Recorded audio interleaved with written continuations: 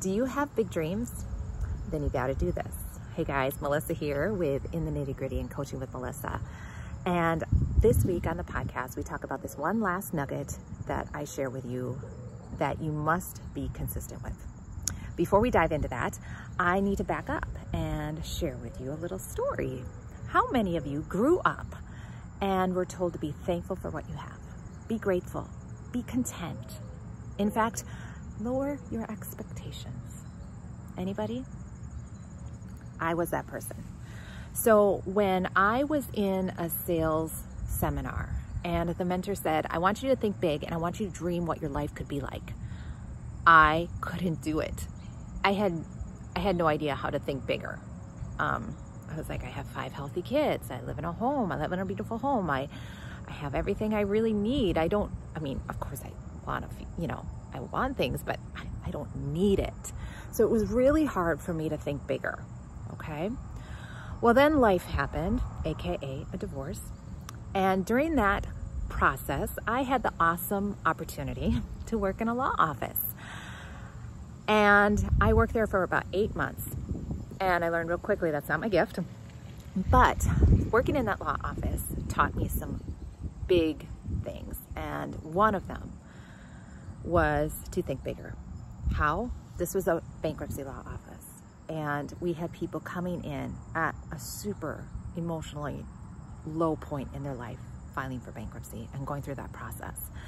And I was the low person on the totem pole, so I was taking all the documents and filing them and all that stuff. And what I was realizing is that a lot of these people were filing bankruptcy because of medical bills. You guys, medical bills, that's something we really don't have control over. You can get in a car accident tomorrow. You could fall and break your hip and that.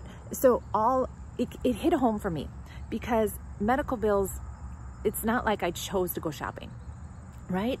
So that hit home for me because at that time I was a solo person running my business. I was teaching all my classes. I have a dance studio.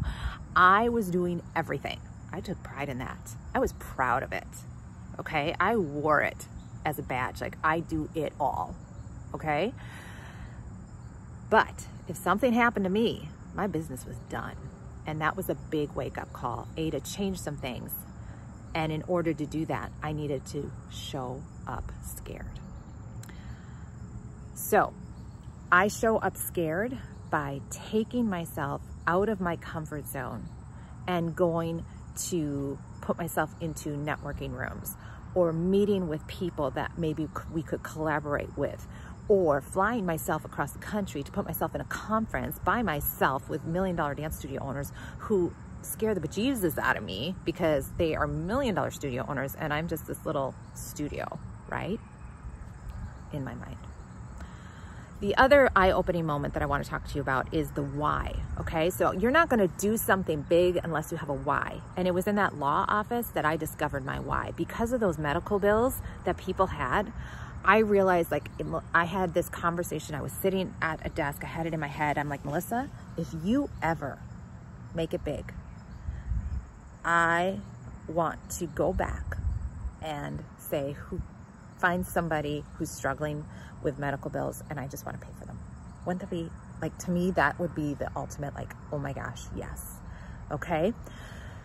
And not that I need to wait till that moment, but you know what I'm saying? It's that's my why. That's where I want to get to. That's where I want to be able to give so crazy generously that motivates me to push myself into those moments of being scared, okay? So what is your why? Maybe it's your kids. Maybe it's your traveling, that you want to see the world. And that is so, so important to you. So that's why you do it. So that's why you're willing to go step into those rooms, talk to those people, go to those conferences. And that's what it is for me. So every day I want you to show up scared to something. So maybe it's this morning, I just signed up to be a speaker for next week.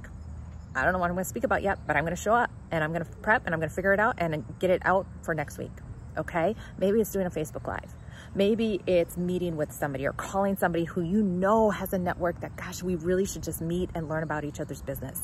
Or maybe it's taking your kids to a new place and it's out of your comfort zone because I'm talking to myself here. It's out of my comfort zone because I don't really travel with 5 kids at one time because it's a lot.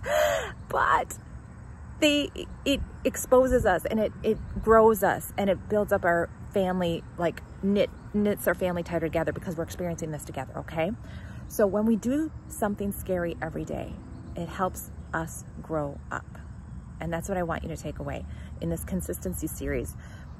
Show up scared in some way every day, and it will grow you up. I'd love to hear what you think. See you next week. Peace. Bye-bye.